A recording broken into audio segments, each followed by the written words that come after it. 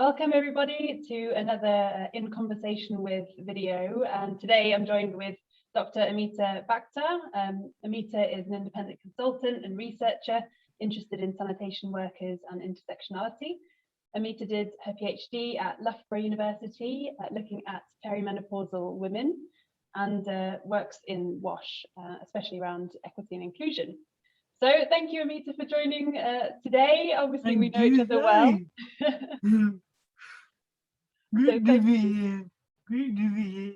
Nice to have this conversation with you as a continuation of a lot of our conversations that we've had already. Indeed, yeah.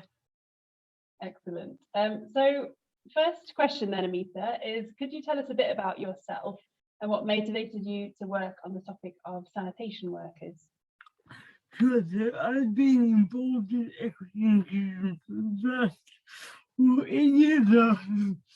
And obviously my work started my PhD on the perimenopause in Ghana. That's within the perimenopause in the 840s and 50s. And the WASH needs. I guess it would be sort of kept in touch with the sanitation aspects of service provision. I think last year I came to a seminar online with the water aid and the sanitation workers. It really got me interested because it was a particularly hidden group that we hardly ever speak about until now. Now the conversation is going. But I think I was observing whilst we're having this conversation on sanitation workers, we're not actually covering everything we can. And I still see some big gaps in the field that I think I could relate to, and in particular intersectionality. So I think my interest is actually understanding the experiences of the individual workers as people. I think that's the key argument we have here, Sally, that we need to recognize these workers as people. That means recognizing the rights of individuals in multiple ways. I think we're getting somewhere in terms of rights on health and safety and occupational rights and rights to benefits at work, and there's a lot of discussion around that. But I think from what I'm observing, it's much broader than that, for sure. Yeah, that's why I think I've kind of got that interest in wanting to know a bit more. A lot more, actually. Well, I think you've contributed a lot already because we've had a lot of conversations together about intersectionality, haven't we? And trying to address some of the knowledge gaps there and try and look more at the intersections of caste, gender, class, exactly. Age. Yeah. So what do you think are some of the key gaps in relation to intersectionality that we need to look at a bit more in the context of sanitation work? Of course, like you just mentioned, the Asian caste, a real obvious marker of identity. If we think about aspects in the global south, in particular where a lot of work being done, these workers have different aspects of identity and instinct that relate to gender, that relate to caste in particular and age. As well, when these things come together, I think the influences mixed into the sanitation work. So, for example, as we found in our research so far, we've already identified that caste has an impact on the jobs people do. Likewise, the gender, you get women that sweep the streets where men are more involved in manual scavenging and pit trees. So actually, from my perspective, what we observe is that it's our responsibility to go a bit deeper to understand scientific motives of individuals in terms of identity in order to realize their rights fully. Because if we don't, then we're not going to really achieve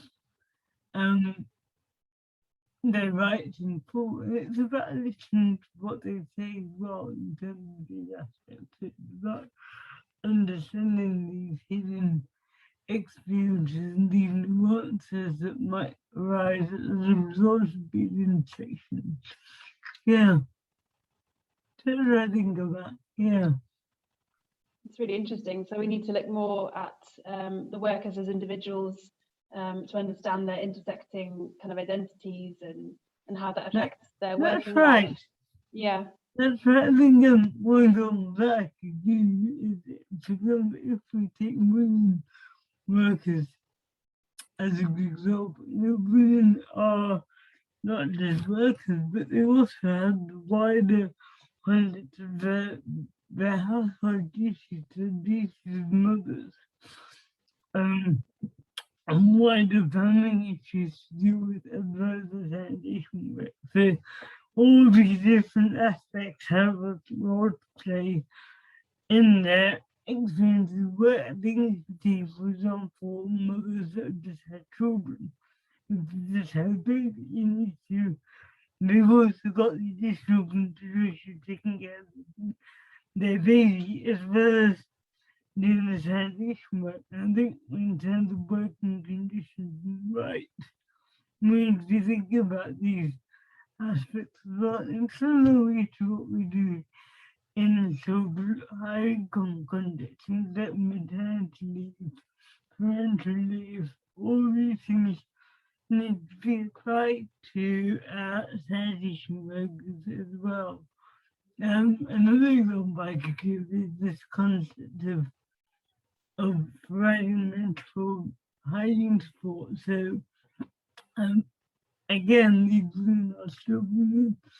There's certain individuals actually providing support at work. Is another example of how intersectionality can be considered. So, we're not just seeing the worker, we're seeing the individual in terms of their identity. Yeah. Absolutely. And we've talked before as well about how there's also an intergenerational change, isn't there? Exactly. Relating to age and identity in terms of young people trying to seek different jobs, but often finding a lot of barriers to that. So that's also a really important part of it to look at, I think. Definitely, age is certainly a big issue.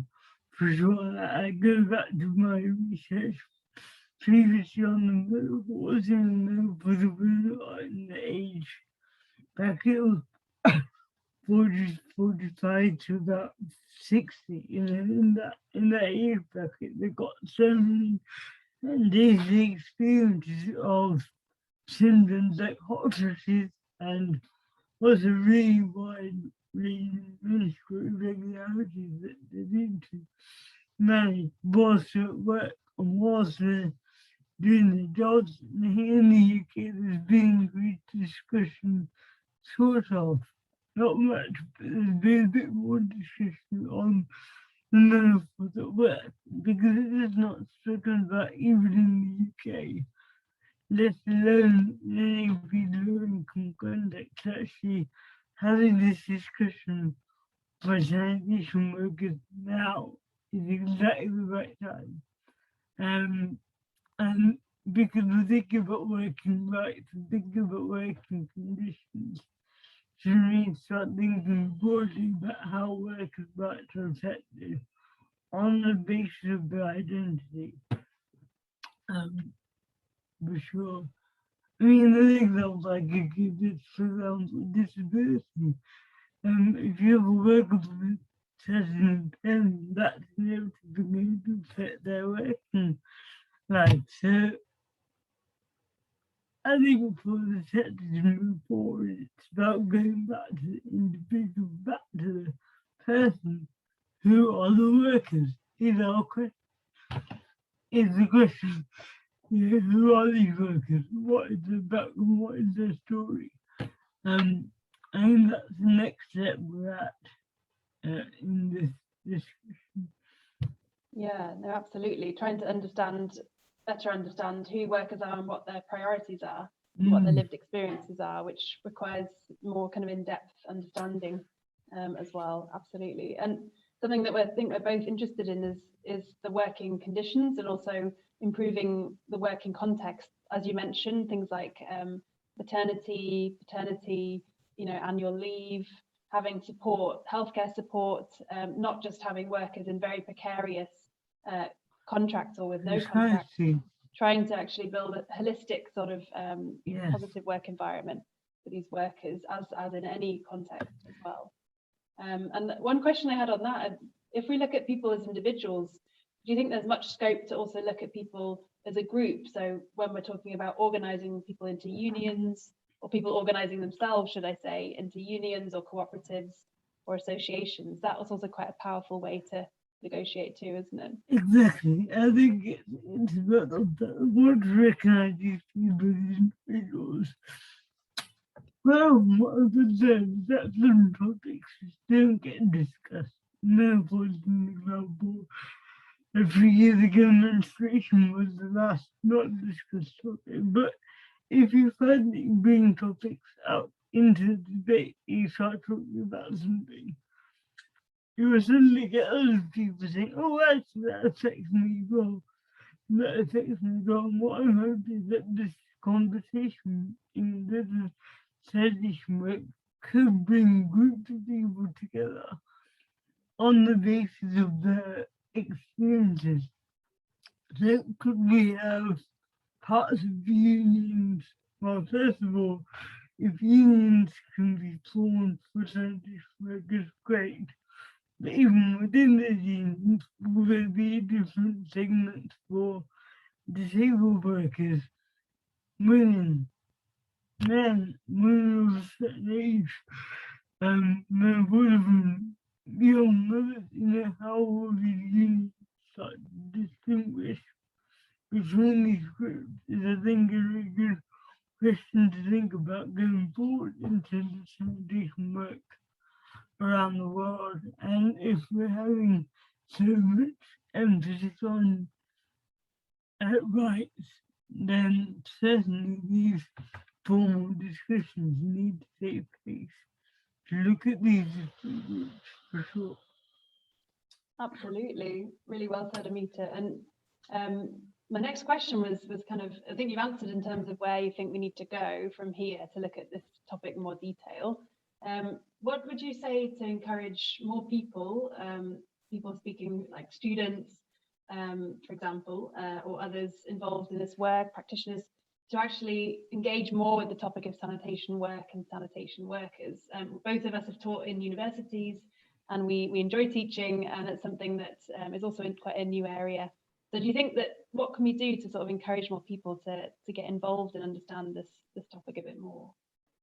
I think there's several things that we need to think of. Obviously, at student level, starting to bring this existing knowledge that we do have to date. And as you can see from this forum, there's a lot of discussion that is happening already. So starting to bring these discussions into curricula, into modules as a standard part of the training for open wash professionals. But also, I think more broadly, the issue with, and this is what I want to make clear today, that I think there's an issue with cross-fertilisation. What I mean here is that in the sector, we've become very siloed, I feel. In that a lot of the equity inclusion people like me, and traditional equity inclusion person, Bertie should doing this topic on our sanitation work. Bertie think about different aspects of wash, including sanitation, water supply, water quality. We need to come out of our silos and start working across in order to make the rights of sanitation workers and other workers really be realised. I think my fear is that unless we recognise this right as a human rights issue, unless we come out of our individual areas of work, we're not going to really address this issue properly. I never thought 5 years ago that I'd be organisational workers, let alone talking about. I didn't think I'd be talking about fecal sediment, but here we are. yeah, that's a really example of me as a traditional academic and researcher coming into the field and almost trying to transfer an advice of knowledge that I have. I think this is a really big gap, but I think it's a really important direction for the sector to go in. And certainly for equity researchers, that's you mean we need to look across all areas from the outset, yeah, for sure. No, absolutely. And one of the conversations that led to the forum was that we wanted different disciplines and different voices to come together in this open discussion, because we have both of us are engaged in the WASH sector, the water and sanitation space, but often we have lots of important overlapping conversations within that, and also between the WASH sector and other disciplinary areas or other sectors. So it's really important to keep open in terms of bringing other people in, including historians, public health engineers, a range of people, anthropologists. That's right. Everyone has something to contribute. That's just right. To get the engineer sat down with a worker, a sanitation worker, that was good to quite interesting to look at. The engineer might design certain equipment for sanitation work in one way, but then the worker might say, oh, hang on a minute, it's not really working for me. So these conversations across the disciplines are really key to moving forward. In this field, but also I think much more broad. I think also on the other note that we need to come out of our comfort zone a little bit more when it comes to addressing this topic.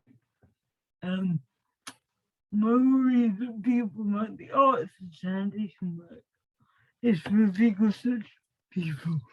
They can do it. I actually know that there are people. This is a rights issue.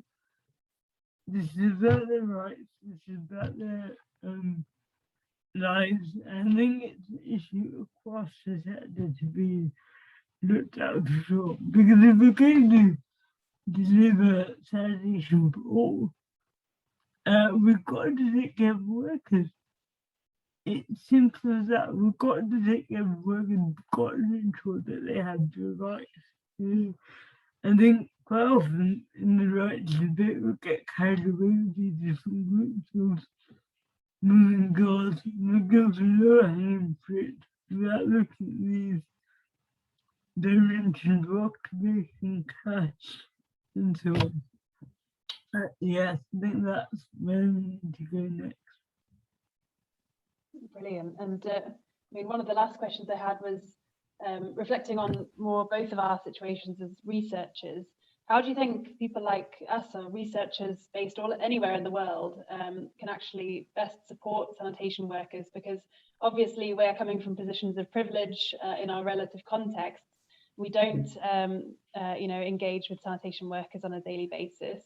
So how can we sort of carefully and sensitively support this agenda, do you think, kind of going forward? Certainly trying to keep the conversation going widely in one way. To really this forum as an example, but I think we have to be careful that we don't set the agenda completely. I think we've got to be careful we're not directing them completely. I think the direction needs to come from workers themselves as well. Finding ways to listen to the voice of workers and letting them tell us, actually, don't look at this, look at this. This is what matters to us. These are the key issues. Because, in design research, listening is not a new thing. We've been told to listen for many years. Yeah, and then this is the key. Now that to make this go forward, actually bring together. I hope this is what happens.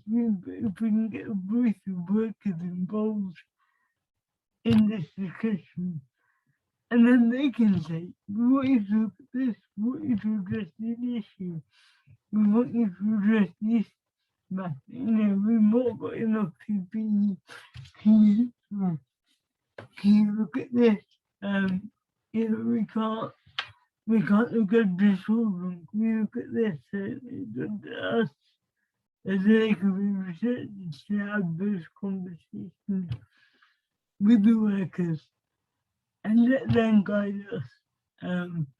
They should be led by them wherever possible. Let them say, this is important, this matters. I guess following on from that, I guess the question for futures, how do we actually do that? How do we actually actively connect researchers that you be directly to work with themselves?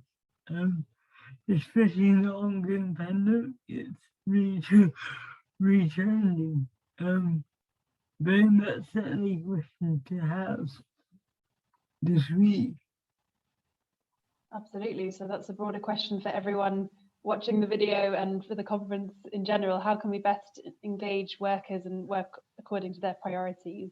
And that's something that we hope will run through the conference as a really central theme and question. So really well said, Amita. Great points. I've come to the end of my question. So is there anything else you wanted to discuss or kind of talk about?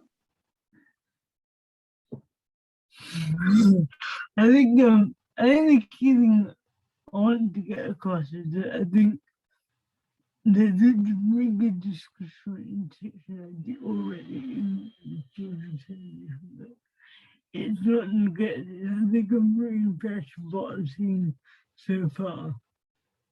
But I think what I'm impressed is that we mustn't forget what we know already in terms of people's identities and people's lives. And we need to begin to apply what we know. Yeah, start to bring in menstruality, disability, menopause, all these things. Start to bring them in. Start to apply. Start to investigate further existing issues. Almost we need like a framework of inclusion that we can find to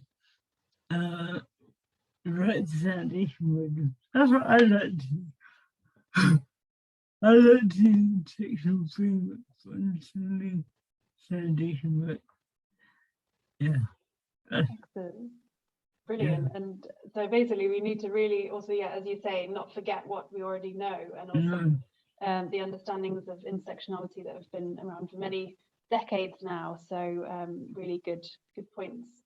I think that wraps up our conversation, Amita. So it's always lovely to chat with you. And I just wanted to flag you have a website, don't you, with further information on your I do, yes. Yeah, you can have a look at that for sure. Great. I'm trying to share that on the website too. Great, and you've got lots of blogs, one including one we wrote together on looking at the gender cast dimensions of sanitation work in India and Bangladesh, which is linked on there. But yeah, thank you so much for joining. Thank you very much. Thank you very much. Thanks everyone. I'm going to stop the recording now.